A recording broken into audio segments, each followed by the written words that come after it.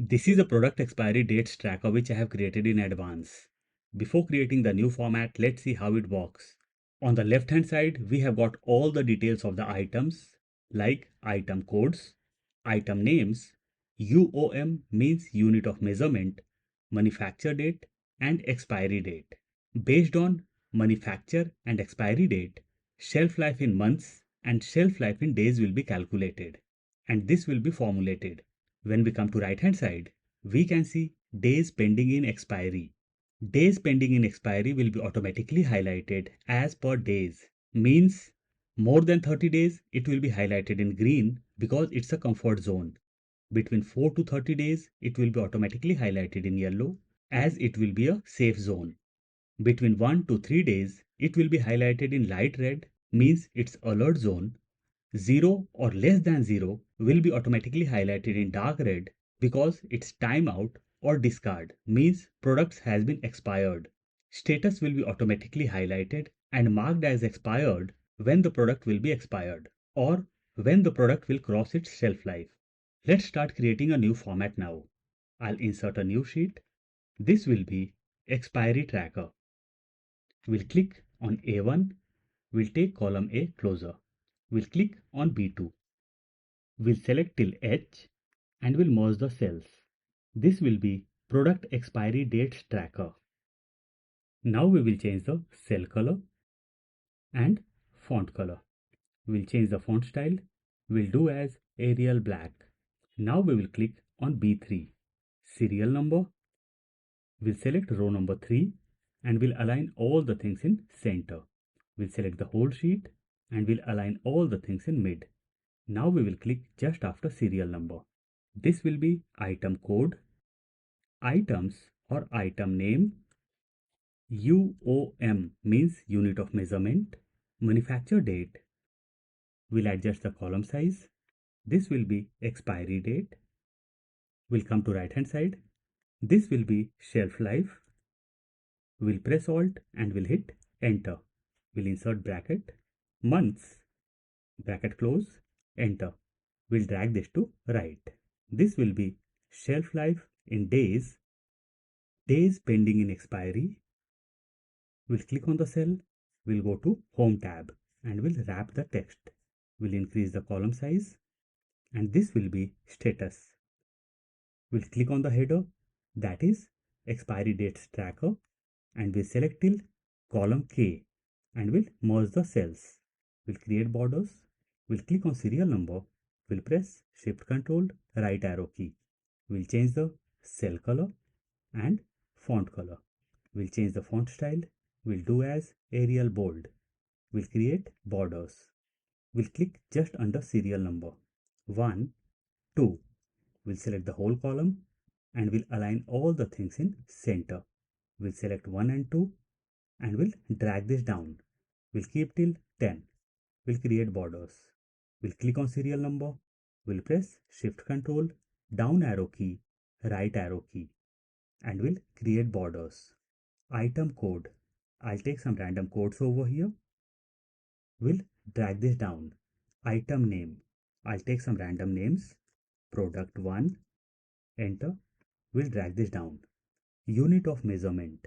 Unit of measurement is the unit in which you are going to count your products like pieces, boxes, cartons, numbers. So I'll take pieces. For few products, I'll take numbers. And for few products, I'll take boxes. We'll drag this down.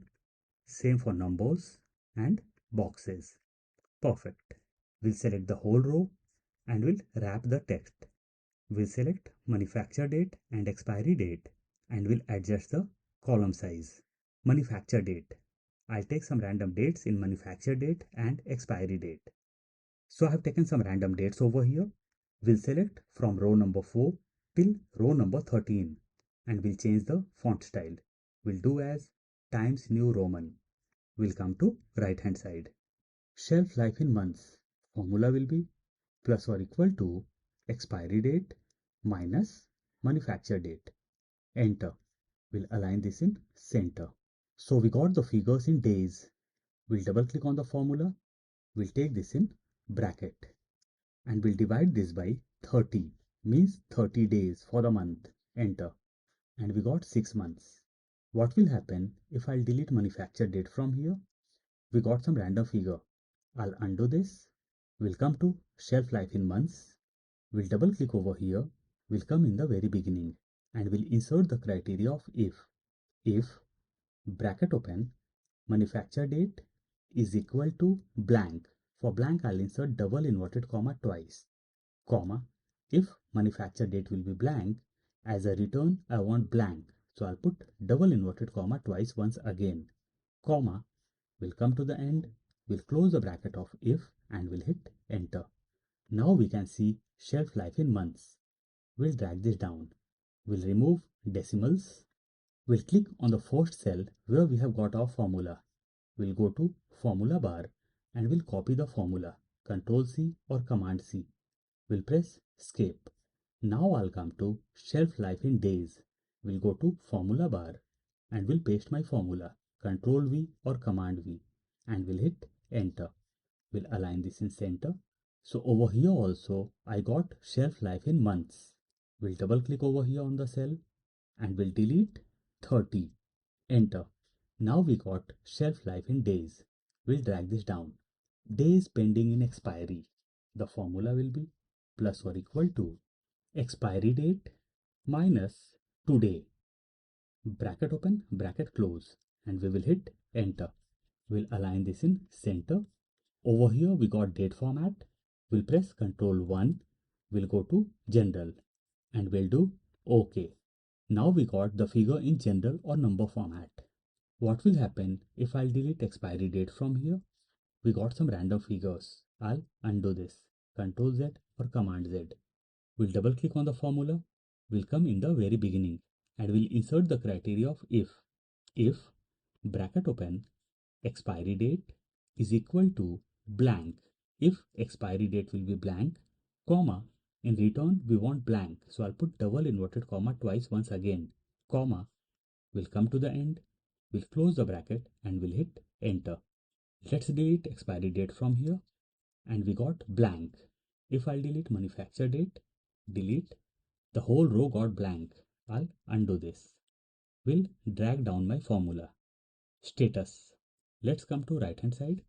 Formula will be plus or equal to if bracket open days pending in expiry is smaller than or equal to 0, comma, if days pending in expiry will be less than or equal to 0, as a return we want expired.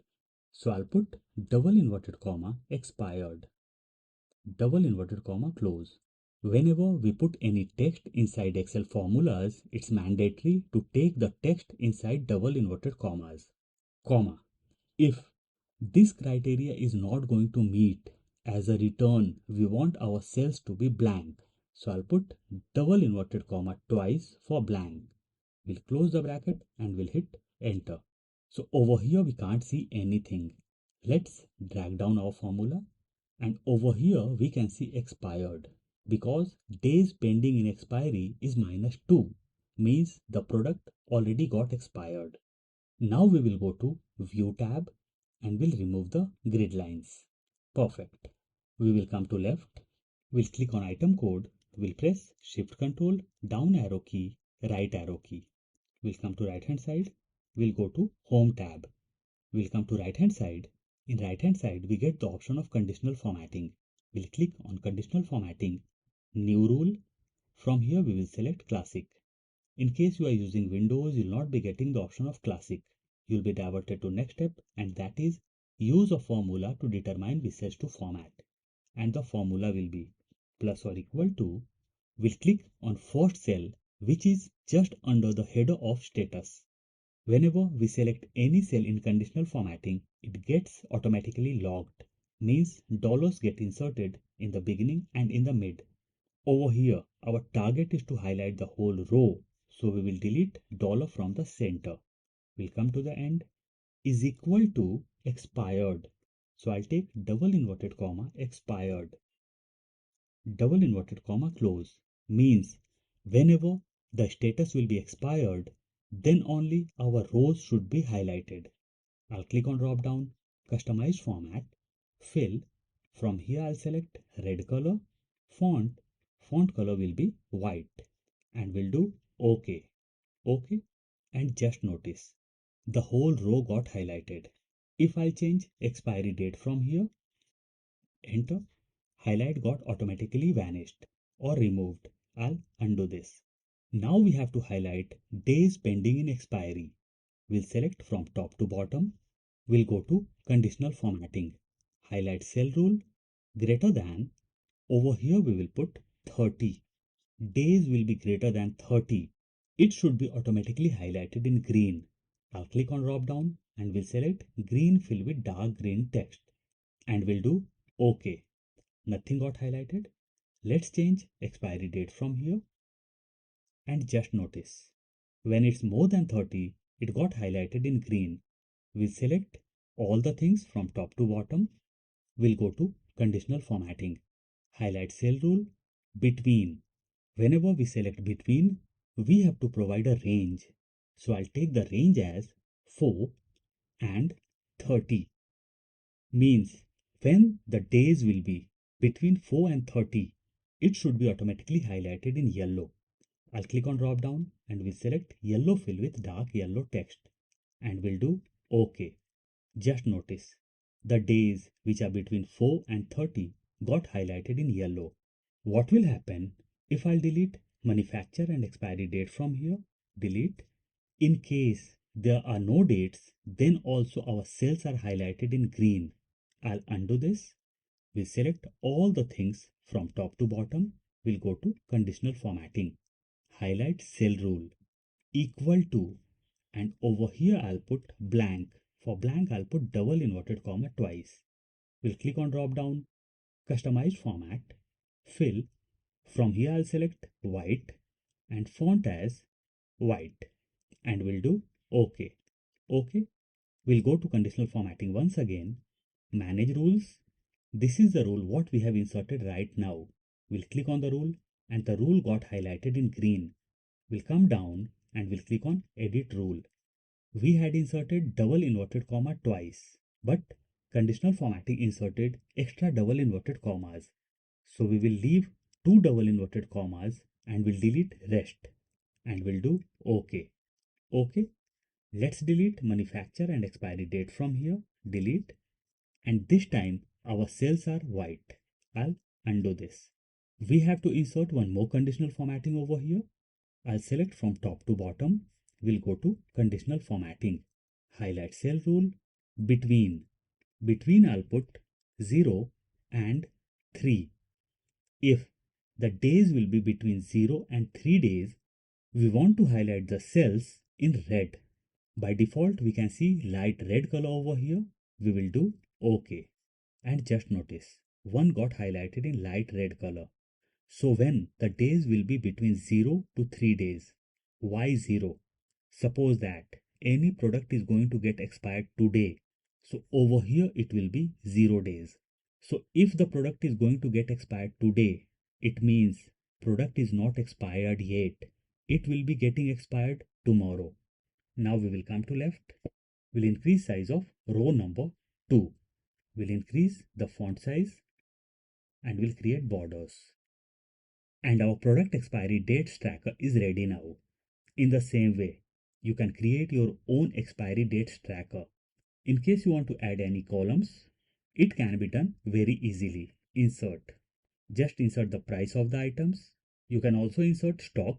So as per requirement, you can do the changes. I'm sure you must have loved the video. Please don't forget to like, share and subscribe. See you soon with a new topic. Till then, bye bye.